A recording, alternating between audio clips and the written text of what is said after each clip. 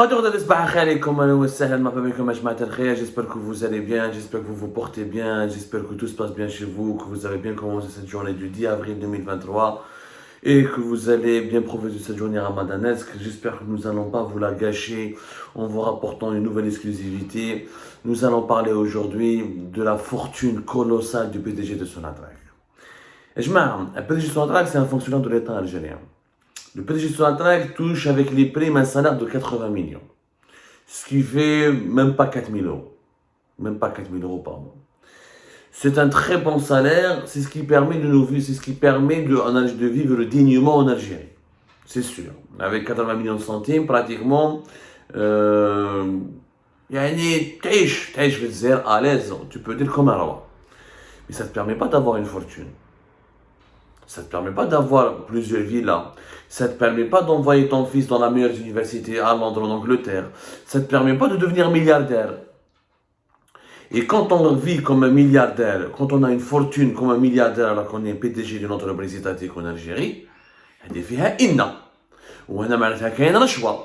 parce que pour entretenir un train de vie aussi luxueux, alors que tes revenus ne correspondent pas à ce train de vie, ça veut dire que tu as d'autres revenus que tu accumules de d'autres activités, dans d'autres business, d'autres sources de revenus qui ne sont pas forcément déclarées, qui ne sont pas forcément légales. Je m'explique. Toufik Hakkar, notre ami Toufik Hakkar, l'actuel PDG de Sonatrach, qui est PDG de Sonatrach depuis février 2020. C'est-à-dire qu'il touche 70 millions à 80 millions à la CEP des primes depuis ces 2 dernières années. De 2020 jusqu'à aujourd'hui, il va 3 ans. Ça fait 3 ans qu'il est à la tête de Sonatrach. De février 2020, nous sommes en avril 2023. Si, avec ce salaire, encore une fois, il peut vivre très décemment, il peut avoir de belles véhicules, de beaux véhicules, quelques propriétés en Algérie. Sauf que, quand on compare, on a fait une enquête, et on a trouvé que M. Toufik Hakkar, avec son épouse Yamina, qui visiblement, elle aussi, est très impliquée dans les affaires, sont en train de construire, ou d'accumuler un patrimoine immobilier et financier impressionnant. En clair, Monsieur, Madame Yamina et Monsieur Toufik Hakkar sont aujourd'hui à la tête d'une fortune considérable.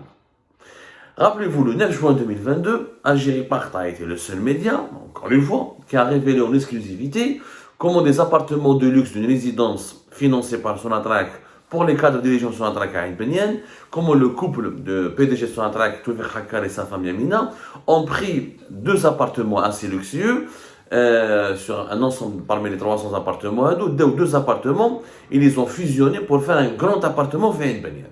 Et on avait expliqué à l'époque que c'était illégal, parce que Toufik Hakkar avait déjà pris un logement promotionnel financé dans le cadre d'un financement consenti par Sonatrach à partir de son salaire de Sonatrach, dans le cadre d'un crédit bancaire immobilier, Fiskikda. Donc, à partir du moment où il avait un logement déjà à Fiskikda, le PDG de Sonatrach a une résidence fait le club des pins. Donc, normalement, avec son logement personnel, plus le logement de fonction, ça lui suffit largement. On a fait l'été 2000, juillet 2000, comme nous en avons parlé, fait juillet 2020, ils ont pris 2 appartements, fait à Ain Benyen, et ils les ont fusionnés. Déjà ça, c'était illégal, et ça a fait couler beaucoup d'encre, et malheureusement, ni la justice algérienne, ni les services de sécurité n'ont enquêté sur le PDG de Sonatrach, parce qu'il le protégeait à la fois d'Abdelmajid Tebboune, à travers son fils Khaled Tebboune et son conseiller Boualem Boualem, comme Algérie Part l'avait expliqué à maintes reprises. En plus, il est le protégé aussi de Saïd Chengreha, parce qu'il est l'ami de la fille de Chengreha, Mélissa Chengreha, qu'il avait nommé et placé en 2021 à SPC Londres, qui est l'une des filiales stratégiques de Sonatrach à Londres. SPC Londres, c'est une société, rappelez-vous, qui fait du trading, qui rachète les produits pétroliers et gaziers de Sonatrach et qui les commercialise à l'étranger. Elle dispose de sa propre flotte de transport, etc. Et c'est une société parmi les plus prospères, parmi les filiales les plus riches et les plus stratégiques de Sonatrach. On a parlé d'ailleurs dernièrement, en fin février 2023, Toufik Hakkar est parti jusqu'à Londres pour rencontrer Mélissa Chengreha, pour lui demander d'intervenir auprès de son père afin de le maintenir en poste, parce qu'il risquait d'être enlevé et il devait être enlevé par la présidence de la République en raison de son bilan très mauvais, très médiocre à la tête de Sonatrach. Il se trouve que juste après ce rendez-vous, cette escapade londonienne avec la fille de Chengreha, Toufik Hakkar devait partir partir à Houston début mars. Rappelez-vous, Algérie l'avait révélé encore une fois en exclusivité, et pour assister à un événement, au plus important événement énergétique au monde, qui était organisé au Texas à Houston. Et la présidente de la République, à la dernière minute, lui a demandé de ne pas monter dans cet avion d'Air France qu'il attendait à l'aéroport international d'Alger. C'était le 5 mars. Et la présidence Abdelmajid Tebboune l'a puni directement parce qu'il a su qu'il était parti à Londres pour le court-circuiter et pour s'acoquiner avec la fille de Shengreha et se rapprocher du clan Shengreha, ce que le clan de la présidentielle n'a pas du tout aimé, il n'a pas du tout supporté, il a sanctionné directement une punition en le privant de partir à Houston. Le PDG Sonatrach est toujours en place grâce à ses alliances. Quand le vent tourne en faveur de la présidence, alors l'enfant, le fils de Tebboune et les conseils de Tebboune. Quand le vent tourne en faveur du chef d'état-major de l'armée algérienne, alors on a la fille Shengreha et le clan Shengreha. C'est-à-dire que c'est un véritable opportuniste. Il utilise ses fonctions et ses pouvoirs de décision à la tête de Sonatrach pour faire de la corruption, du trafic d'influence et du favoritisme. Il noue des alliances politiciennes et mercantiles pour se maintenir aux commandes de la première compagnie nationale d'hydrocarbures en Afrique, la première société en Afrique, et qui est le poumon économique du pays, qui nous permet d'ailleurs de vivre. C'est Sonatrach qui nous permet de vivre, ce n'est pas l'armée. Quand on dit que la colonne vertébrale du pays c'est l'armée, le poumon du pays c'est Sonatrach. C'est grâce à elle que nous avons 96 à 98% de nos recettes en devises. Ces recettes en devises qui nous permettent d'avoir des céréales, du sucre, de l'huile, de la nourriture, des armes, des machines, des voitures. Et c'est ce qui nous permet d'ailleurs d'avoir plus de entre 50 à 60% des recettes budgétaires du pays et de maintenir en équilibre le pays. Donc, Sonatrach, c'est la grosse machine à sous du pays où Sonatrach utilise bien son poste pour draguer tout le monde, séduire et conclure des alliances avec les clans les plus puissants du régime pour rester en place. Sauf que, pendant ce temps-là, il ne se contente pas de vivre uniquement de son salaire, il accumule une fortune. En plus de ses 2 appartements à Benyen en juin 2022 qu'il les a acquis dans des conditions illégales, parce qu'il avait déjà un logement de fonction propre à lui, à Alger, à Club des Pins notamment, ou à Andoutanik, un logement personnel qu'il avait acquis dans le cadre d'un financement consenti par Sonatrach et d'un crédit bancaire pour crédit immobilier à Skikda, d'un 2 appartements fait à Benyen. Nous avons découvert au cours de notre enquête que M. Touver Hakkar et sa femme Yamina ont acheté une villa à plus de 20 milliards de centimes fait Hedra. Une villa à plus de 20 milliards durant toujours l'année 2022. Au moment où ils ont 2 appartements fait Benyen, ils ont fait une acquisition immobilière dans la plus grande discrétion, une villa fait Hedra à plus de 20 milliards de centimes. En plus, un autre bien immobilier fait Alger, une autre villa, 2 villas fait Alger, appartement fait Skikda, 2 appartements fait Benyen, c'est quand même énorme pour le PDG Sonatrach. 20 milliards de centimes qui fait le PDG Sonatrach, en 2 ans, 3 ans, quand tu accumules tous tes salaires, 80 millions par mois, sur une année ça fait 800, 1 milliard et quelques, sur 3 ans, quand il n'utilise pas du tout son salaire. D'ailleurs, même si Sonatrach, s'il a un logement de fonction, s'il ne paye pas son loyer, même si la nourriture est prise en charge, il a des frais, mais il ne peut pas conserver l'intégralité de son salaire. Même quand il accumule l'intégralité de son salaire, il ne peut pas atteindre les 20 milliards de centimes pour acheter une villa à Hedra. C'est impossible. En 3 ans, même quand tu es payé, il faut que tu sois payé 500 millions par mois, plus, mais qu'est-ce que c'est celui qui est payé 500 millions? Les 2 personnes les plus payées, les deux personnes les mieux payées en Algérie, c'est le président de la République, 90 millions et quelques, PG Sonatrach 80 millions, Premier ministre, il n'est pas aussi payé, il n'est pas 60 millions à peu près, chef d'état-major de l'armée, 70, 80 à peu près. En tout cas, même les 4-5 personnes les mieux payées de l'État, président, chef d'état-major, PDG Sonatrach, Premier ministre, ne pourront jamais accumuler 20 milliards de centimes en 12 ans. Fait Amin, moi j'avais l'année 2022. Il touchait son salaire de PDG Sonatrach fait 2020. Impossible, fait Amin, tu peux rassembler 20 milliards. Auparavant, il était vice-président à Sonatrach. 4 dirigeants, il touchait 30 millions. Et auparavant, il touchait un salaire de 15-20 millions.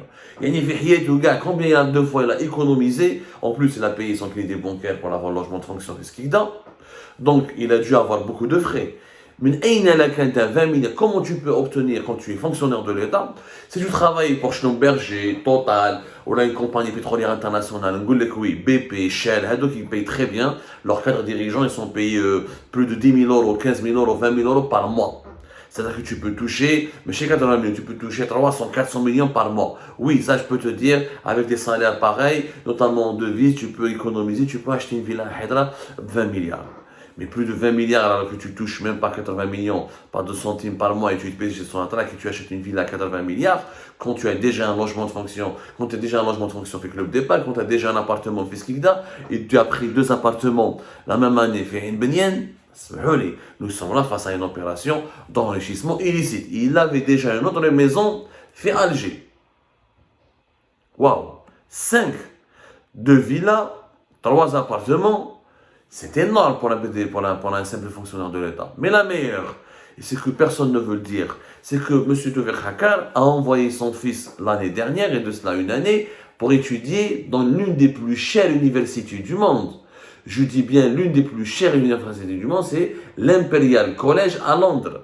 L'Imperial College à Londres, elle est classée parmi les 10 meilleures universités en Europe, parmi les 20 meilleures universités du monde. 14 prix Nobel travaillent pour cette université, 3 médailles Fields. La médaille Fields, c'est le prix Nobel des mathématiques. Énormément de grands scientifiques. C'est l'une des plus grandes universités du monde qui existe depuis 1907. Spécialisée en ingénieur, en médecine, en sciences naturelles, en commerce, en mathématiques. C'est l'une des universités les plus prestigieuses du monde.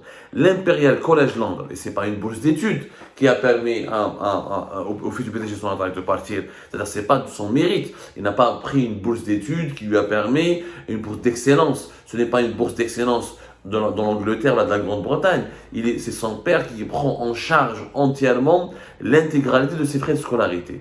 Vous savez combien ça coûte des frais de scolarité? Il faut compter entre 40 000 et 50 000 euros au bas mot pour étudier en une seule année, pour étudier dans l'Imperial College London. Il faut compter ensuite le logement, la nourriture, etc. Une année de scolarité coûte entre 100 et 120 000 euros par an. L'Imperial College de Londres. Un diplôme de 3 ans, le diplôme tout seul de 3 ans, il faut le financer à hauteur de 200 000 euros l'Imperial College de Londres. Bien sûr, les études là-bas sont chères, mais c'est un investissement pour l'avenir. La majorité des personnes qui sont diplômées de ce genre d'université, quand ils commencent à travailler, ils font des prêts, ils se font rembourser. Il y a un retour sur investissement, parce que quand tu es diplômé de l'Imperial College de Londres, tu trouves du travail facilement après dans des grosses boîtes, dans des grosses entreprises, et tu es bien payé, suffisamment bien payé pour rembourser les frais de scolarité ou les prêts, les crédits qu'il fallait contracter pour financer les études dans un établissement universitaire aussi prestigieux. Mais ce n'est pas le cas du fils du PDG de Sonatrach, puisque le fils de Touver Hakar, qui est à Londres, dans l'Imperial College de Londres, c'est son père qui lui paye ses études, ce n'est pas une bourse d'études, il n'y a pas de mérite académique. Et encore une fois, on se pose la question, comment le PDG de Sonatrach a pu trouver autant d'argent pour payer des études aussi chères à son fils? Elle est une petite université publique, en France ou en Belgique, c'est l'Imperial College de Londres. L'Imperial College London. Il y a 100 000 euros par an. Comment Touver Hakar le finance? Quand il touche même pas 4 000 euros par mois, lui, fait Alger. Et comment il fait pour sortir ses devises? Comment il fait pour financer les études de son fils? Qui le prend en charge là-bas? Les études, encore une fois, les logements à Londres, c'est une ville très chère et les Algériens qui habitent à Londres sont bien placés pour savoir que le coût de la vie à Londres est très très très élevé. Entre logement, nourriture, etc., transport et frais de scolarité, il faut compter par an plus de 100 000 euros. Donc, on compte, regardez le rythme de vie de M. Touver Hakar, 2 villas, un appartement de Skikda, 2 autres appartements fait Ain Benian fait Alger, un fils qui étudie à Londres qui lui coûte plus de 100 000 euros par an. La question qui se pose, logique, mais أين لك هذا؟ وراهم les services de sécurité, وراهم la justice. انتم كنتوا تكلمونا على الجزائر النظيفه والجزائر ودوك نقولها لكم شوفوا توفيق حكا je l'ai dit depuis 20 ans, ça va être l'un des plus gros scandales de l'histoire de l'Algérie. Ce qu'il a fait comme malversation économique, financière, comme mauvaise décision, l'enrichissement illicite, sa fortune qu'il est en train d'accumuler, un jour ça va exploser à la figure de Tebboune et de Chenguereha. Ils vont se retrouver tous les deux cités dans l'un des plus grands scandales de corruption en Algérie. Alors, je les milices, déjà, on a commencé à Nassim Diafat avec ça. Il y a au moins 4 milices qui sont sous enquête et qui risquent d'être inculpés pour corruption, de comparer sur les bons des accusés prochainement dans les tribunaux de Sidi Mohamed. Là, nous sommes, avec l'affaire du PDG Sonatrach, face à une autre affaire de corruption d'un gros calibre. Parce que là, nous sommes dans le domaine, dans le secteur du pétrole et du gaz. C'est là où il y a le plus d'argent. D'ailleurs, c'est le secteur qui rapporte c'est le seul secteur économique réel du pays. Moi, je tire la sonnette d'alarme. Un égout comme ça fait 2 ans et 3 ans. Ce monsieur est un corrupteur et corrompu. Il n'a pas sa place en Algérie. Il n'a pas sa place à la tête du PDG de la direction générale de Sonatrach. Il est en train, la compagnie va mal, nous gagnons pas d'argent, c'est faux. Aucun projet d'investissement majeur et important n'a été fait depuis 2020. Nous vivons uniquement des anciens projets à l'époque de Abdelaziz Bouteflika, avec notamment Abdelmoumoun Ouelkaddour. Tous les projets actuels de Sonatrach sont du fait de Ouelkaddour. Sont été initiés, pensés, élaborés par l'expédition de Sonatrach de 2017 à 2019, Ouelkaddour. Ni plus ni moins. Aucun nouveau projet. Donnez-moi un seul nouveau projet. Tous les nouveaux marchés, les nouveaux contrats, ou c'est des nouveaux marchés qui ont été reconduits, c'est des anciens marchés qui ont été renouvelés, ou des anciens contrats qui ont été reconduits. Dans des conditions d'ailleurs scandaleuses, qui m'a avec INI, qui m'a avec la compagnie italienne INI, ou avec certaines sociétés chinoises, comme nous l'avons démontré au cours de nos investigations. Et à Algérie Park, nous avons publié des dizaines et des centaines d'articles là-dessus, sur l'affaire Sonatrach. D'ailleurs, c'est ce qui m'a valu d'être condamné à mort le 17 octobre 2022 par le tribunal criminel de première instance de Dal Beida, en raison de mes articles sur Sonatrach. Le journaliste qui dénonce la corruption et les malversations est condamné à mort. Le PDG qui commet les malversations et qui s'enrichit illicitement et qui envoie son fils à Londres et qui accumule et qui collectionne les villas et les appartements de luxe, lui, il est protégé, il est maintenu dans son poste. Regardez la nouvelle Algérie. Madame Yamina et M. Toufer Hakar, ils sont en train d'accumuler une grosse fortune. Ils finiront par fuir le pays. Ils finiront par fuir un jour. Ils vont aller à l'étranger. Ils ne vont plus jamais revenir. Ils vont profiter. Ils vont vendre leurs biens immobiliers en Algérie ou là, ils vont les mettre en location. Ils vont se retrouver, notamment à Londres. Je crois qu'ils veulent s'installer à Londres, en Angleterre. Ils vont vivre de leur fortune qu'ils ont accumulé pendant 2-3 ans à la tête durant ces 2-3 dernières années où ils ont dirigé son attaque d'une main de fer avec son soquin, en imposant leur diktat et un pouvoir absolu. Ils ont mis des cadres en prison, ils ont limogé des gens intègres, et on a beaucoup d'affaires, on a des comptes de révélation, prochainement. Il y a des cadres diligents, des compétences techniques, des ingénieurs ont été écartés, marginalisés, méprisés, licenciés, traduits en justice, mis en prison pour certains, juste parce qu'ils ont dénoncé les vices et la corruption et le trafic d'influence du clan Hakar, notamment de Toufer Hakar et de sa femme Yamina. Aujourd'hui, quel héritage ces deux personnes vont laisser à la tête de Sonatrach? Ce sera d'autres scandales de corruption, ce sera pire que l'époque de Cheikh Ibrahim. Retenez bien ce que je vous demande à faire longtemps. Nous sommes le 10 avril 2023. Contre avril 2020, 2021 et 2022. Et j'ai eu raison. Aujourd'hui, voilà, les scandales se succèdent. Et vous allez voir, la bombe, c'est une bombe à retardement qui va exploser. L'argent illicite qui est accumulé par le PDG de Sonatrach et de sa femme, un train de vie princier alors que la compagnie patine dans l'immobilisme. Le prix du baril du pétrole a atteint presque $130 en 2022 et le pays ne s'est pas enrichi, alors que tous les pays pétroliers et gaziers se sont enrichis, ils ont profité de cette conjoncture économique hyper favorable et inédite. Le prix du pétrole et du gaz ont commencé à chuter. Cette année 2023, ils vont chuter encore plus à la fin de l'année et début 2024. Ça va retomber dans les mêmes travers que l'année 2019 et l'année 2020. Le pays va gagner beaucoup moins d'argent parce que la direction générale de Sonatrach n'a pas fait les bons investissements nécessaires, n'a pas pris les bonnes décisions, n'a pas réalisé les bons plans de développement pour permettre au pays de rester l'un des pays les plus importants sur la carte énergétique du monde. Rabbi Djibel Khair, que Dieu protège l'Algérie. Espérons qu'un jour la justice soit rendue.